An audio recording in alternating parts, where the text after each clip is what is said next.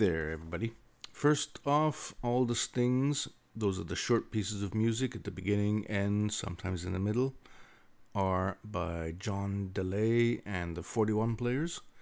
I downloaded that off the YouTube resource page for music snippets and sound effects, which YouTube lets us use in our videos, kindly enough. What I'm doing today here is a quick model of a robot for another project I'm doing.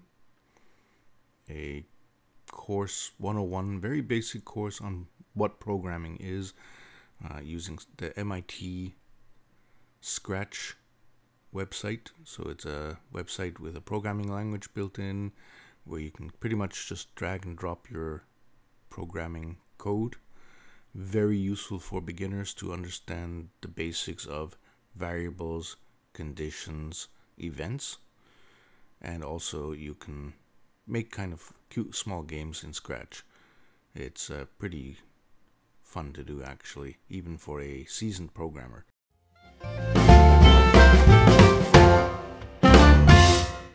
Here I'm just using very basic shapes, cylinders.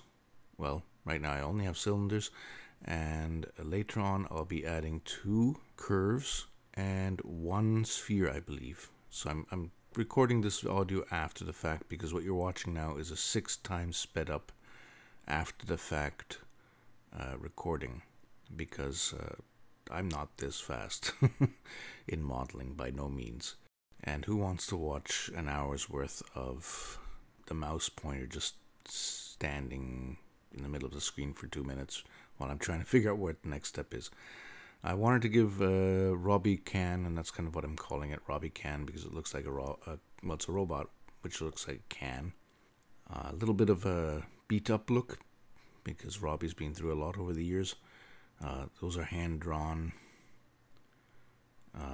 images in the back there. You can see my reference, which I did on, I believe, the Macintosh when I was still using it actively. Still have a Macintosh, but it's getting very old, so it's kind of more just for basic everyday browsing or text work or something. It's just a 13-inch MacBook Pro, very handy to carry around and just plop down somewhere. Battery's slowly going. I think I've got like 3 hours left on it. Good enough though for most tasks. So I'm using 2 spheres. This is the first one. It's going to be a bobble on the top of the head, and the Bezier curve that I'm going to be adding there will be its whipple.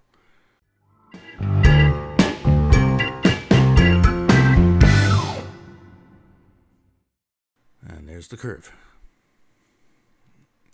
And what I'm doing is sinking one end of the curve into the body and one end into the bobble, I guess you can call it. And one can actually marry Bezier curve endpoints to objects, as I do here. Eventually, first I actually thicken the Bezier curve to actually be an object using the Bezier curve properties, geometry properties. Really fast way of making wires and things like that, with the bonus that they can be animated either using empties or, in this case, because I anchored it to, or I'm going to anchor it to the body and to the bobble there. We'll see in a bit. You've seen it in the intro already. The actually fun effects that you can do where the Robbie Can moves forward and the bobble then chases after him, like on a spring. Kind of a cool trick I saw somebody do for an eyebrow. Just make it a bit more smooth, adding some more segments. I'm just going to mirror the wheel because, well, it's pretty static on the axle there. And just going to paint the eye. Boom, there we go. That simple. I guess you could model it out, but why bother for this case? As with a lot of things in life, you're trying to balance what you're doing, how much you have to do, how much time you have to do it. So sometimes it's just worth it to go the simplest route. Again, using another cylinder, this time for the mouth. Very simple. I just want like a black outline and a white inside for the teeth. Well, the robot doesn't have actually teeth, but just for the inside of the mouth. Just arrange it a bit there. Shape it a little bit. Adjust the outside.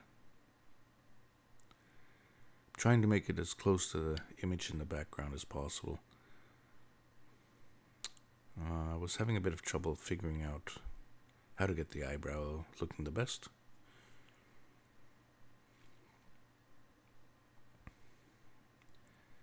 And we're going to do a jump cut to a day later, actually.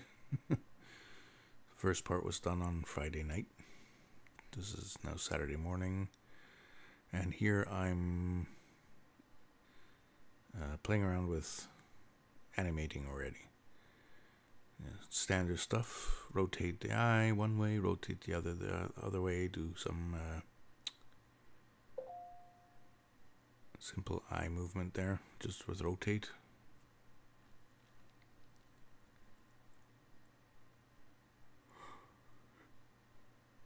So it's important to always apply rotation and scale before you try to really animate, because things sometimes go a bit wonky unexpectedly, especially when everything's parented like I have here. So the boss parent, so to speak, the grandparent is the up and down shaft. And I did that because eventually I want to be able to animate Robbie kind of bent forward, but just the head part, leaving the shaft up and down, straight, vertical. Just adding some textures, interesting background. Trying to make sure that the robot doesn't sink too far. So yeah, right now I've got the parent wrong here, so I'm just correcting that. I had parented the can as the grandparent, and that doesn't let me do full animation the way I want to. So I just corrected that, rearrange things. Sometimes one makes mistakes. And do my floor again because I undid that. So now I think I'm happy.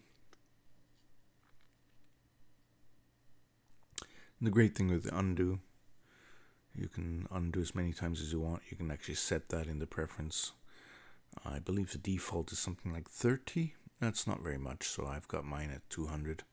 Uses up a little bit more RAM, but if you're not working with two huge scenes, that's fine.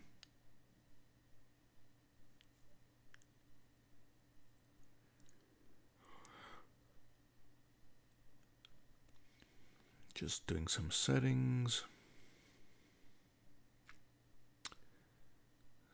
Putting the whipple or the bobble where I want it. And what I like with Blender is the shape keys are really easy to use. So we're just shaping the mouth. Or trying to. I think I make a mistake first and I have to undo everything.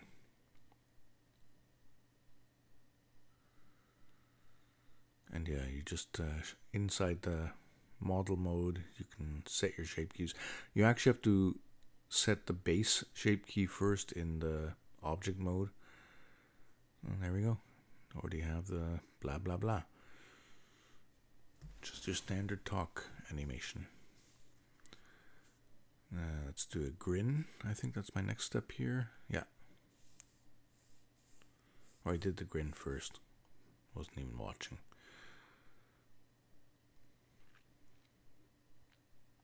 And I've got some twists in here, so that means I'm missing some keyframes. There we go. Starting to look better. Now we're adding some more. Blender Nation keeps popping up. Bit more variation to the animation. Just setting different coordinates for the bobble so that when it runs, this bobble whips around.